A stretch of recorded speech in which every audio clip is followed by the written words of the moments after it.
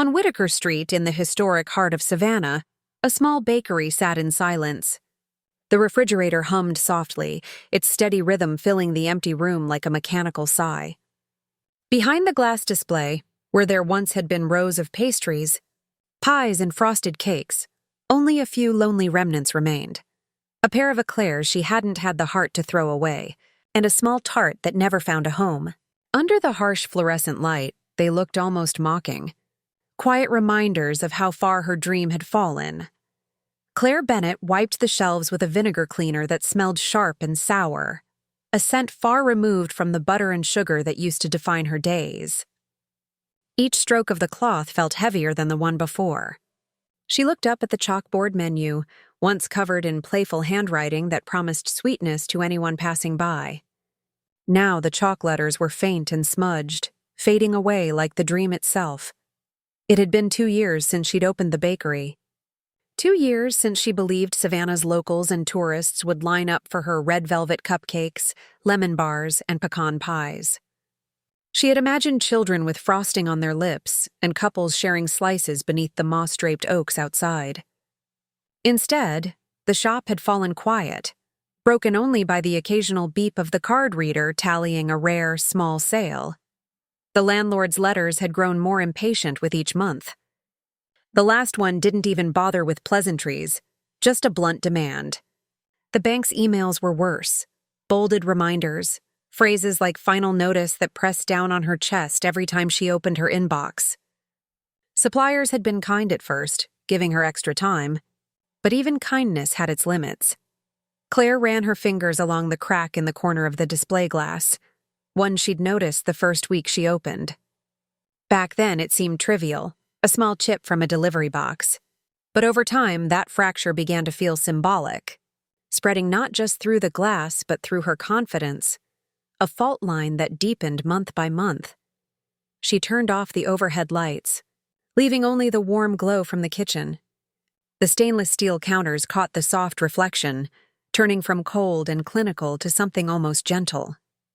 For a fleeting moment, she let herself imagine she wasn't a failing business owner, but just a baker again, a woman with flour on her apron and hope in her chest. But the numbers didn't lie. The coming weekend was her silent deadline. If nothing changed, no miracle, no rush of customers, she'd call her landlord Monday morning, hand over the keys, and tell herself it wasn't failure. Just a break. Americans liked softer words, but Claire knew better. It would be the end. She leaned against the counter, eyes closed, remembering opening day. The smell of cinnamon rolls had drifted out into the street, drawing in a few curious strangers. They'd been charmed by her chalkboard signs and nervous smile. She remembered whispering to herself, "This is it. This is where I belong." For weeks she lived on adrenaline and caffeine, convinced her dream was unstoppable. But dreams wear thin against rent, slow winters, and bills that don't wait for inspiration. Each month chipped away at her resolve until only exhaustion was left. She wiped the glass again, staring at her own hollow reflection. Her grandmother once told her that baking was about making people feel cared for. Lately, though, the bakery felt less like a gift and more like an anchor, one that pulled her down a little more each day. She sighed, set the rag on the counter, and told herself that at least tonight she'd leave with clean shelves. Maybe that would make saying goodbye easier. Then the bell above the door chimed. The sudden sound startled her so much she nearly knocked over the napkin holder.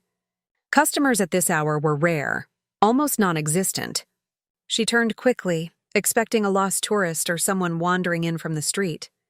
But the figure in the doorway was neither. An elderly man stood there, framed in the entrance, holding the door with a trembling hand. He wore a tweed overcoat that looked like it belonged to another era, something from an old photograph. His face carried the quiet dignity of a man worn down by worry, and his pale blue eyes held something desperate, something raw.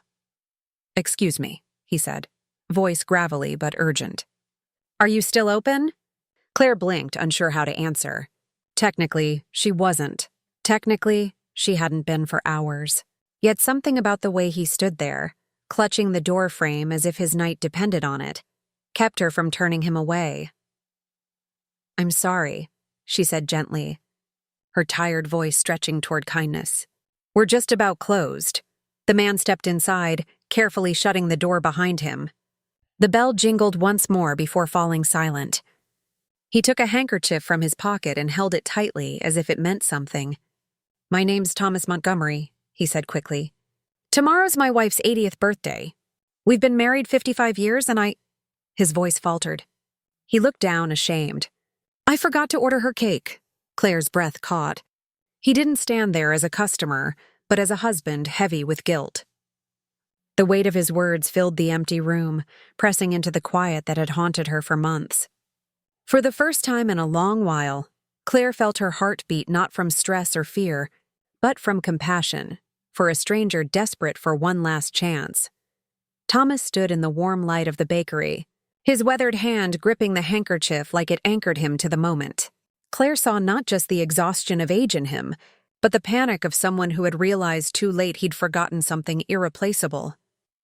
"I don't know how I let this happen," he murmured, his voice unsteady. "Tomorrow is Evelyn's birthday. She's turning 80. We've been married 55 years. He swallowed hard, and I forgot the cake. His confession hung in the air like a verdict. Claire said nothing at first. She was used to last-minute requests, cupcakes for school events, pies for Thanksgiving dinners, but never one spoken with this kind of shame. "I walked half the city tonight," Thomas continued, eyes darting as though retracing his steps. "I went to every bakery I could find. Most were already closed, and the ones still open said no. They told me I should have ordered weeks ago, that it was impossible on such short notice. And they were right." His voice cracked. "But I can't show up tomorrow empty-handed. Not after everything she's been through this year." The mention of his wife softened his tone. Claire noticed his trembling hands on the counter. "Her name is Evelyn," he said, eyes brightening with memory. "She's been in and out of the hospital all year. Heart trouble. The kind that makes you count breaths at night instead of sheep. I've spent months managing her medicine, her appointments, watching her fall asleep surrounded by machines. And somewhere along the way, I lost track of this one thing. But she loves her birthday cake. She always has." He unfolded the handkerchief, revealing a crumpled piece of paper covered in shaky handwriting. "It doesn't need to be fancy," he said softly. "No tears, no decorations. Just red velvet with cream cheese frosting. And—" He hesitated, smiling sadly. "A single sugar rose in the center. She always says, 'A cake isn't dressed without one.'" The request was so simple, yet so full of love, that something stirred inside Claire's chest. It had been so long since anyone had asked for something that mattered. She saw in his eyes not a man seeking dessert, but a husband trying to give his wife one more piece of happiness. But reality intruded. Claire thought of her pantry. Flour, sugar, eggs, yes. Cocoa, yes. But butter, cream cheese, vanilla beans?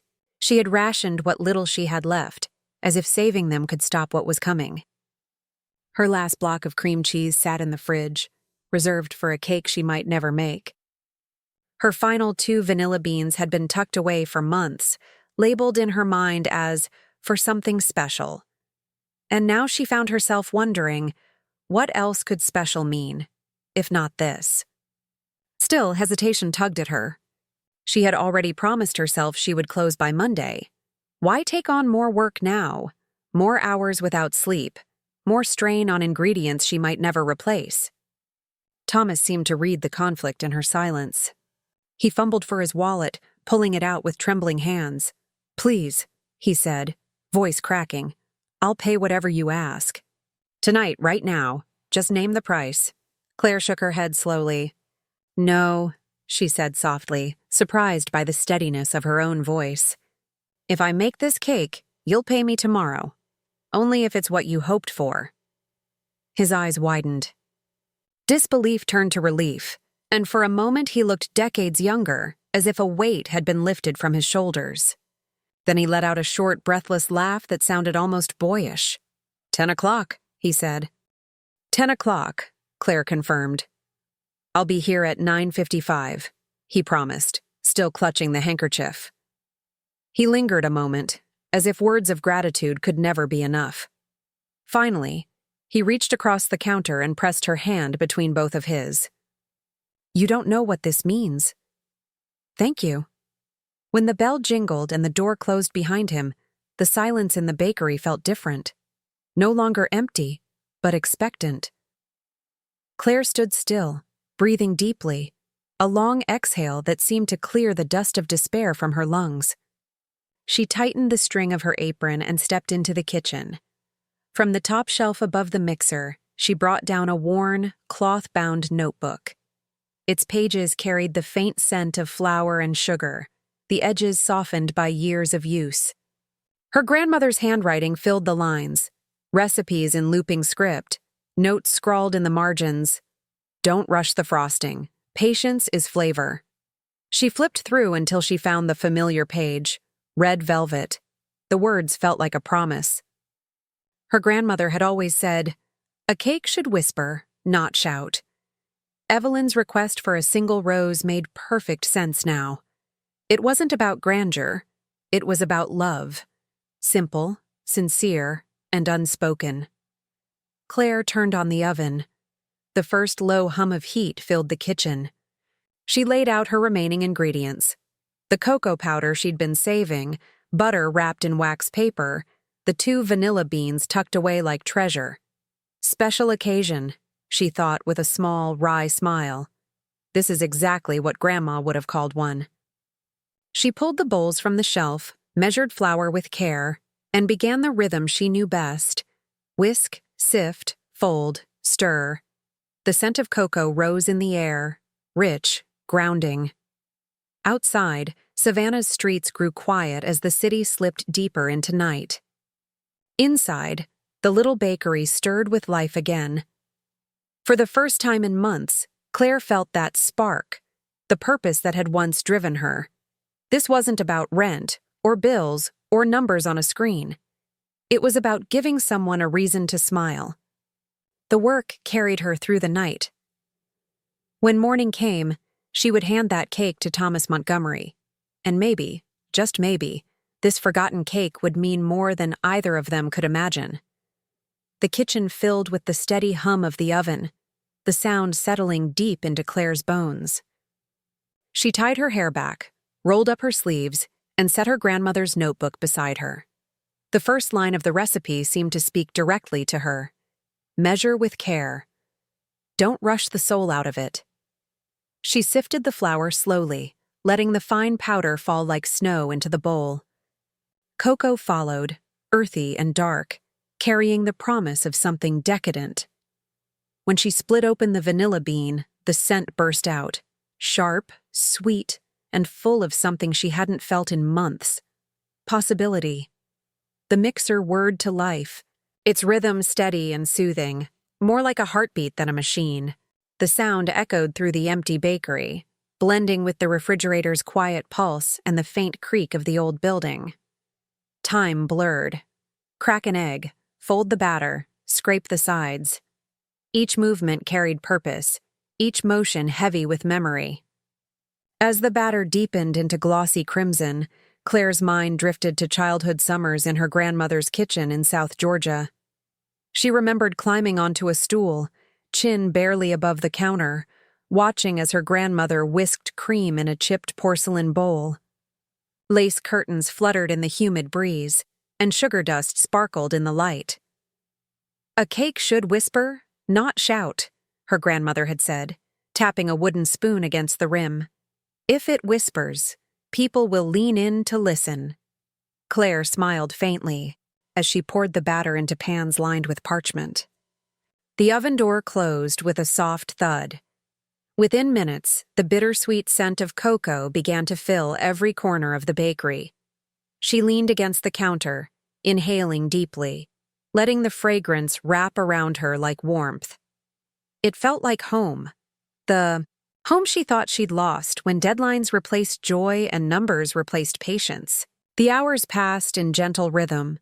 The ding of the timer, the hiss of steam from baked layers, the smooth peaks of cream cheese frosting forming in her bowl. Outside, the city slept. Inside, the bakery lived again. When the cakes cooled She trimmed. The edges brushed away crumbs and spread frosting between each layer with steady hands. She stacked them carefully, the final coat smooth and white like fresh snow. The motion calmed her, precise and peaceful. She adjusted the lamp over her workspace, its warm light spilling across the counter. Then came the rose.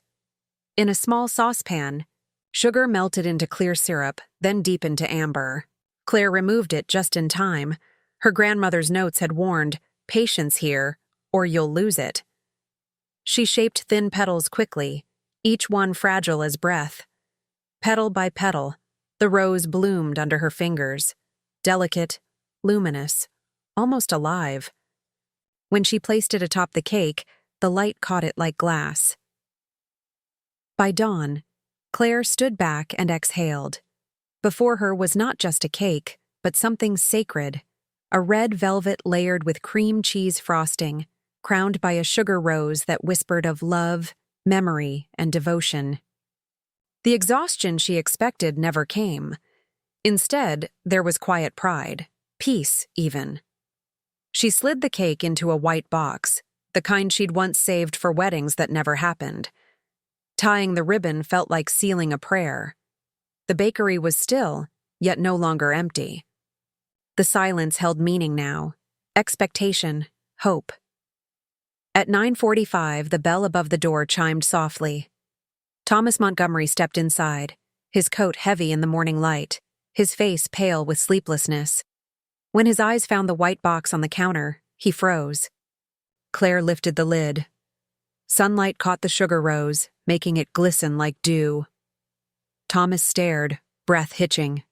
His eyes filled, tears spilling before he could stop them.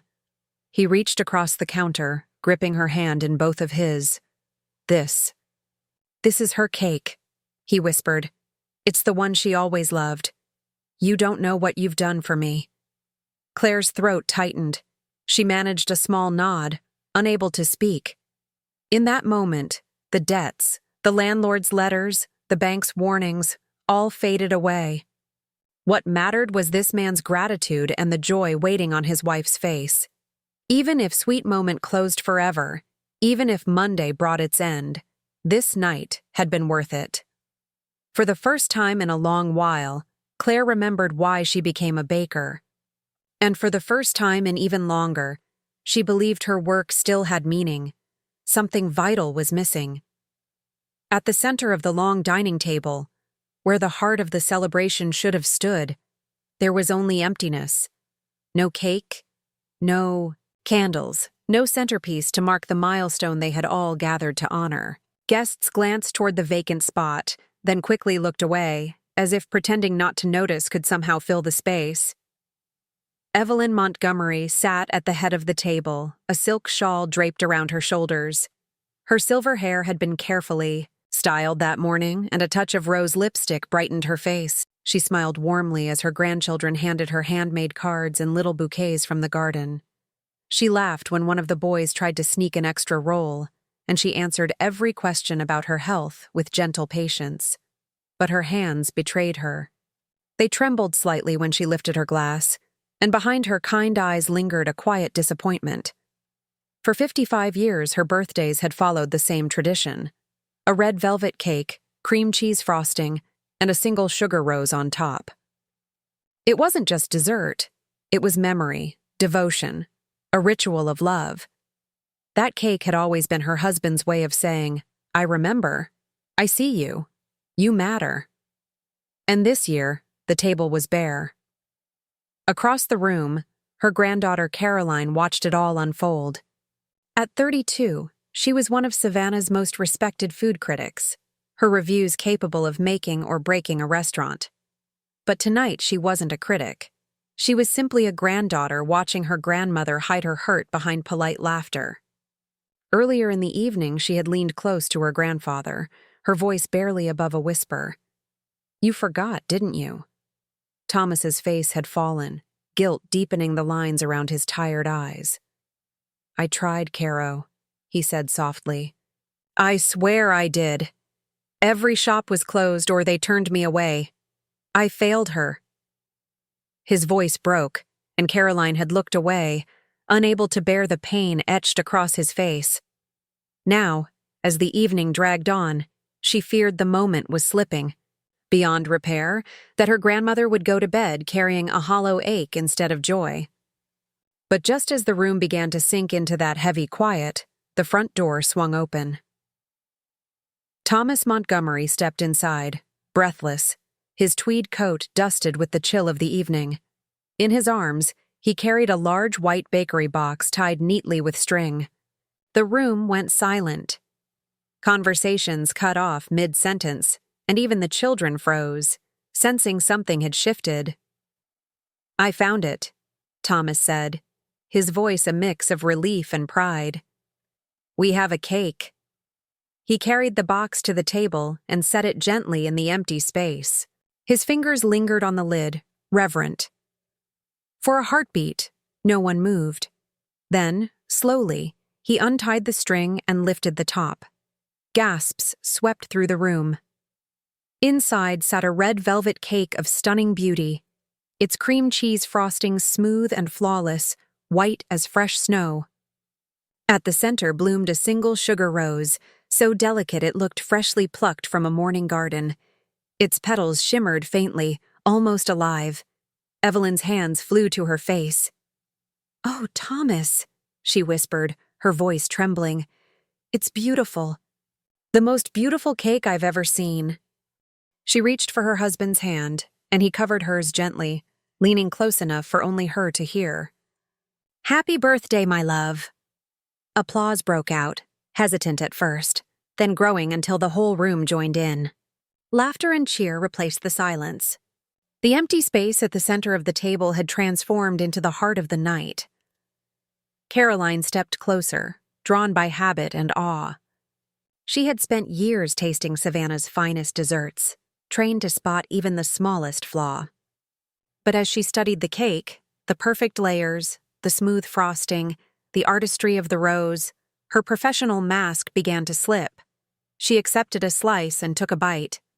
The first taste stilled her. The cake was tender, rich, perfectly balanced. The cocoa deep and grounding, the frosting tangy and sweet, the sugar rose melting like a whisper on her tongue. Yet it wasn't just the flavor. It was something else, something soulful.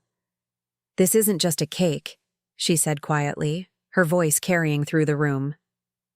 "This is art." The family fell silent again. Caroline Montgomery, the critic famous for her sharp reviews, had never spoken like that. Evelyn reached for her granddaughter's hand, smiling through her tears. "It's perfect, isn't it?" Caroline nodded, her throat tight. "It's more than perfect. It's honest." Thomas looked from her to the cake, his heart swelling. The forgotten order, the frantic search, the kindness of a stranger, it had all led to this moment of redemption. As the candles flickered to life and voices rose in song, Evelyn's eyes sparkled brighter than the flames. The cake wasn't just dessert. It was proof that love, even when nearly forgotten, could still be remembered in the sweetest way. And in that warm, crowded room, no one could deny that a small miracle had found its way to the table. Later that night, when the candles were out and the last slice had been savored, Caroline returned to her apartment downtown. She sat beneath the soft glow of a lamp, her notebook open, her laptop waiting. Normally, she wrote with precision, evaluating flavor, texture, presentation. But tonight, her words came from the heart. She began simply, "One forgetful grandfather and the most honest cake in Savannah." She wrote of Thomas's panic, his late-night search, and the struggling baker who had chosen compassion over profit. She described the cake, yes, but more than that, she captured what it meant. The tears, the laughter, the rediscovery of love. "This cake," she typed, pausing before finishing, "was not just baked. It was given." Food at its best is love made edible.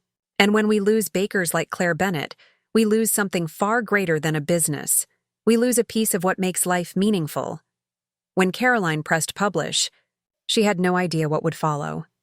By midnight, the story had swept across Savannah's online community.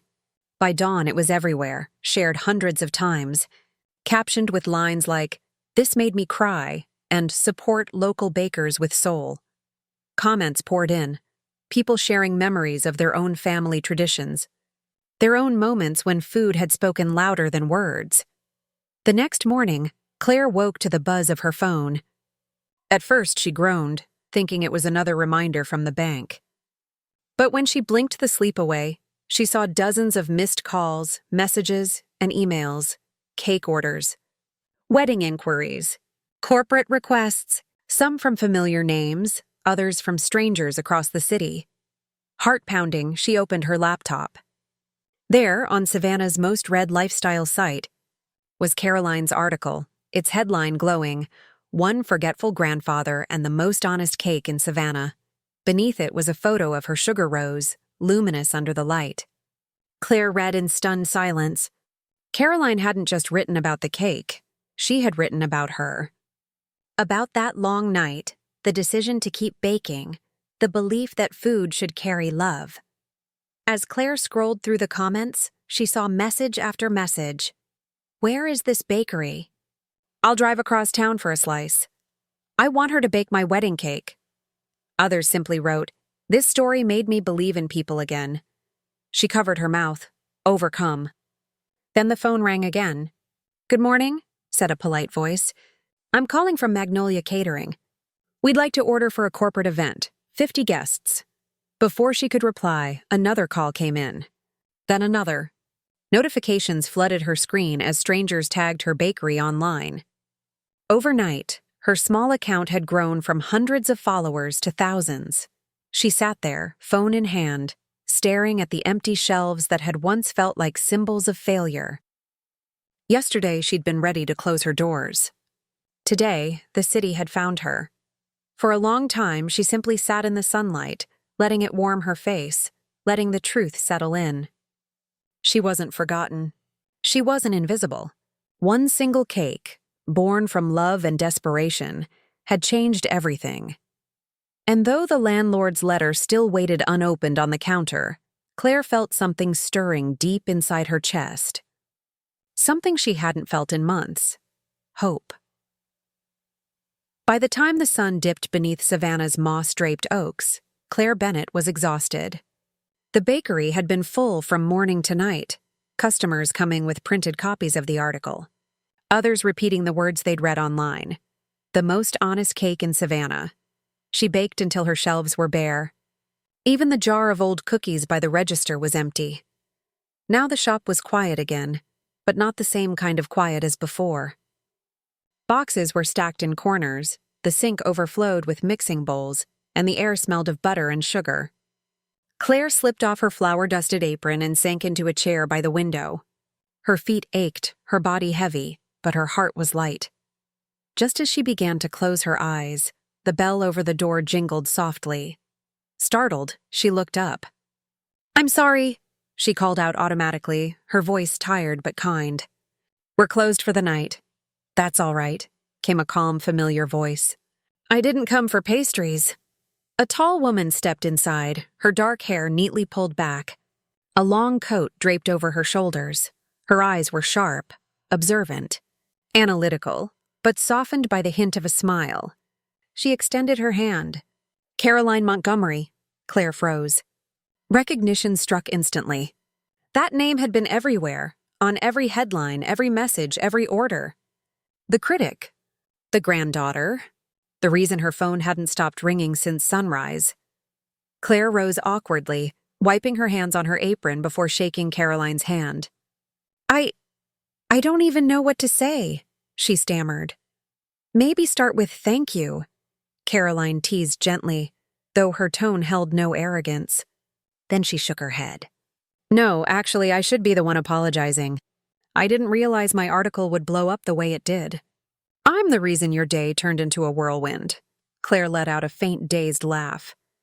"A whirlwind?" "That's one way to put it. Yesterday, I thought I'd be closing this place for good. Today, I can't even keep up." She gestured toward the empty display cases. "Everything sold out." Caroline's gaze swept the bakery, the chipped paint, the flickering light above the counter, the worn linoleum floors. To most, it was just a small, tired shop. but her expression softened as if she saw something more. "Mind if I sit?" she asked. Claire nodded, and soon the two women sat by the window, steam curling from the cups of tea Claire had hastily poured. For a while, silence settled between them, broken only by the hum of the refrigerator. "You're talented," Caroline began finally. "Not just skilled, truly talented. That cake last night wasn't about precision or presentation. It had heart. People felt that. That's why your story spread." Claire lowered her gaze, shy beneath the praise.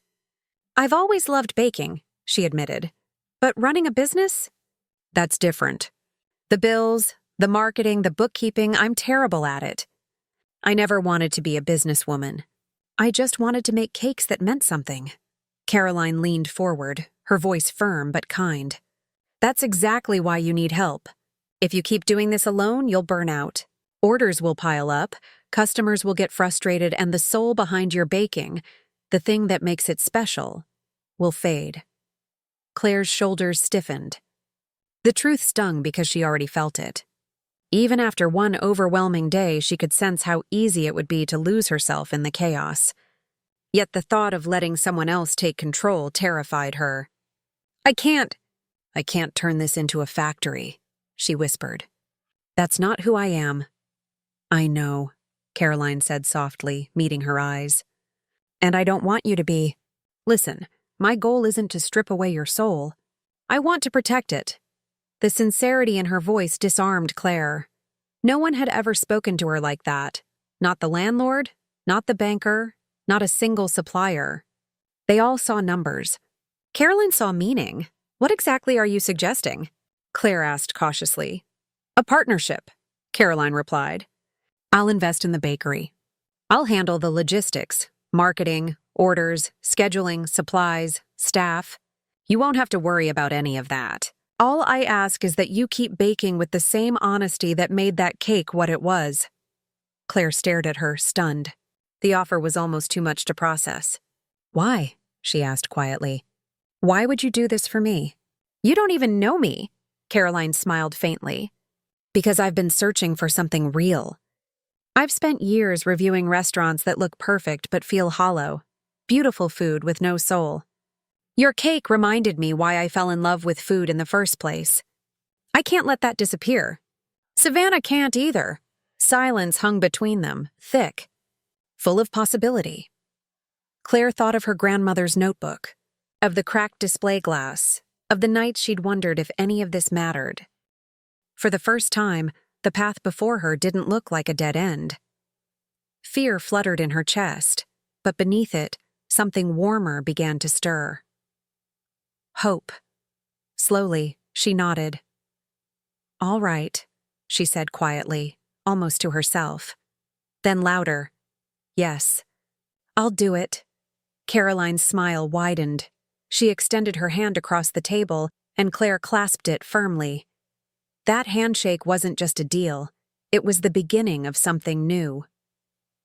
For the first time in a long while, Claire didn't feel like she was standing at the edge of an ending. She had just turned the page. And as they sat together, the scent of sugar and tea lingering in the air, the future no longer felt frightening. It felt possible.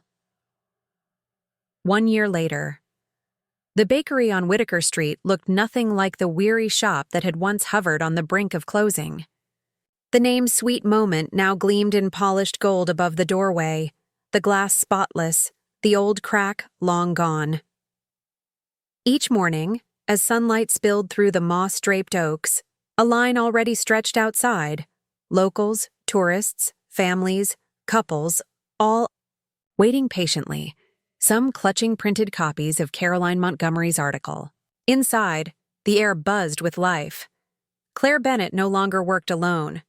Young apprentices in crisp aprons moved with precision, carrying trays, frosting cakes, kneading dough beneath her careful eye. Mixers hummed, ovens chimed, timers beeped in harmony. What once would have overwhelmed her now felt like music. The bakery had expanded, new ovens, larger refrigerators, gleaming racks of pans. Caroline had kept her word, handling the chaos so Claire could focus on what she loved. Yet nothing essential had changed. The recipes were still Claire's. The standards were hers. She moved through the kitchen with quiet authority, correcting a wrist angle here, steadying a piping bag there, tasting a custard for balance. When one apprentice smeared frosting unevenly, Claire smiled and laid a hand on her shoulder. "Slow down," she said softly. "Don't rush the soul out of it." It had become her mantra, passed down from her grandmother and etched into the spirit of the shop. For Claire, baking had never been about speed or scale. It was reverence, for ingredients, for memory, for love. Sweet Moment's reputation spread beyond Savannah. Regional magazines ran features. Food bloggers lined up for interviews. Wedding planners called her cakes edible heirlooms. Orders came from nearby towns, and even from Atlanta. Yet through it all, Claire never lost sight of what mattered. Each cake still whispered, never shouted. That spring, a familiar name appeared again on her order list. The Montgomery family. Evelyn Montgomery was turning 81, and this time, the family wanted to celebrate not out of panic or regret, but with joy. They wanted Claire to craft the centerpiece again, not as a rescue, but as a tradition. On the day of the celebration, Claire and her team carried the cake into the sunlit hall where the Montgomerys had gathered. The room shimmered with warmth, tables, draped in white linen, vases overflowing with lilies and roses. Children darted between adults, laughter echoing off the walls. Then Claire entered, steady and composed, carrying the cake. Conversations faded, heads turned. The cake was 3 tiers tall, its cream cheese frosting smooth as porcelain, edges sharp and perfect. At the top bloomed a single sugar rose, delicate, luminous, crafted with the same patience Claire had shown a year ago. It glowed under the chandelier, fragile yet eternal. Gasps rippled through the room. Phones lifted, flashes flickered. Evelyn pressed her hand to her chest, tears glimmering before a single word was spoken. Thomas stood beside her, taller, prouder than he'd looked in years. As Claire placed the cake at the center table, Thomas cleared his throat. The room fell silent. "Last year," he began, his voice thick with emotion, "this young woman didn't just save my wife's birthday, she saved our family." The words struck like a bell, resonating through the hall. Applause broke out, loud, heartfelt, unrestrained. Evelyn's tears spilled freely as she looked from the cake to her husband, then to Claire. Standing there in her flour-dusted apron, Claire felt her throat tighten. The applause, the gratitude, it was almost too much. She wasn't a performer, she was a baker. But in that moment, surrounded by love, she understood what all her sleepless nights had led to. Her eyes shimmered as she lowered her head, blinking back tears. She thought of that lonely night a year ago, the empty shelves, the fear, the single sugar rose that had started it all. Now that rose had bloomed into something far greater. Evelyn reached for her hand, her grip strong, her voice trembling but clear. "You gave me back joy," she whispered, "and you gave this family something we'll never forget." Claire nodded, words lost in the swell of her heart. She had baked countless cakes since that night, but this one moment reminded her why she began. Not for money, not for fame, but for love. As laughter and music filled the room, the cake remained the centerpiece, glowing softly under the lights. Every guest who tasted it smiled in quiet awe, savoring not just the flavor, but the story it carried. 3 tiers of sponge and frosting, bound not by sugar, but by meaning. A testament that second chances don't just heal, they bloom into legacies. And for Claire, standing quietly at the edge of the room, it was enough. She didn't need more applause. She didn't need more headlines. Seeing Evelyn's tears of joy, hearing Thomas's voice steady with pride, that was everything. In that hall, beneath the glow of soft lights and the gentle clinking of glasses, Claire Bennett realized she hadn't just revived a bakery. She had rebuilt a life, one slice at a time. As the music faded and the last guests drifted into the warm Savannah night, the celebration slowly came to an end.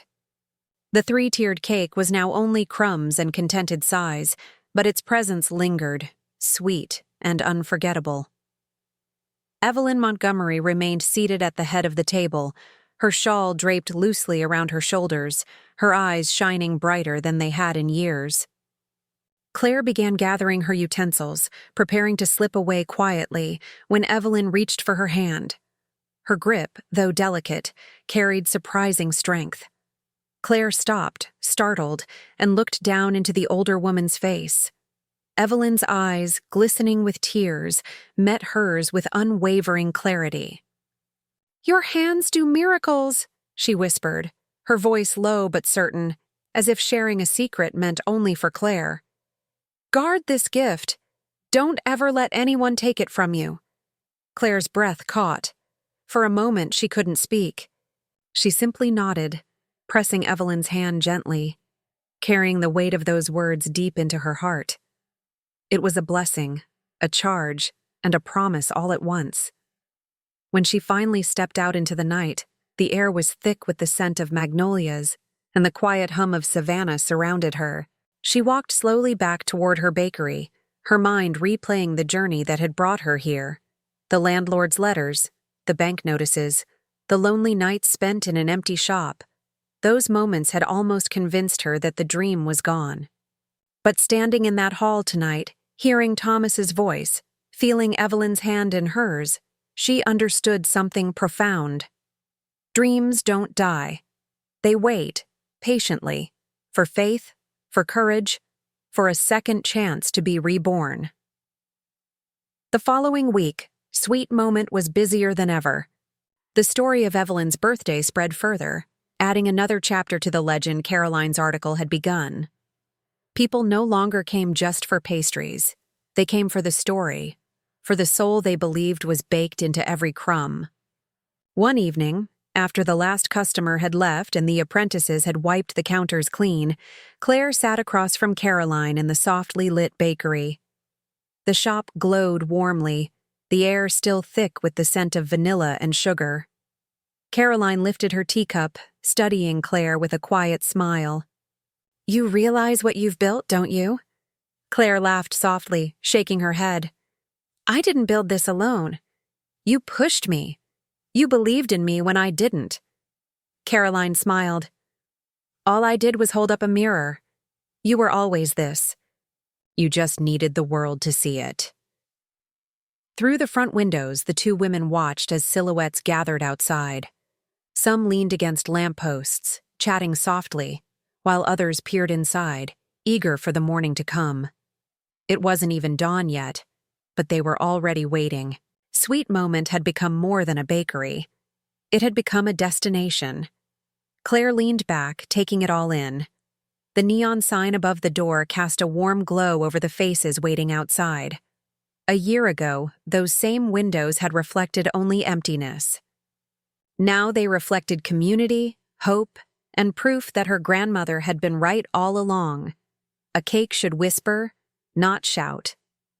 Claire smiled, her voice soft, almost to herself. A single cake can change a life when it's made with love. Caroline nodded, her critic's edge softened by warmth. "And sometimes," she said gently, "it changes more than one." Just then, the bell above the door jingled, clear, bright, echoing through the quiet shop. Claire turned toward the sound, her heart lifting. That simple chime, once a signal of uncertainty and fear, now rang like a promise, the sound of beginnings, of opportunities, of a future unfolding. Claire rose from her chair as the door opened and the night air drifted in. Outside, the line shifted forward, the hum of voices rising with anticipation. Inside, Sweet Moment stood ready, its ovens warm, its counters gleaming, its soul intact. And as the bell settled back into silence, Claire Bennett knew with absolute certainty this was only the beginning.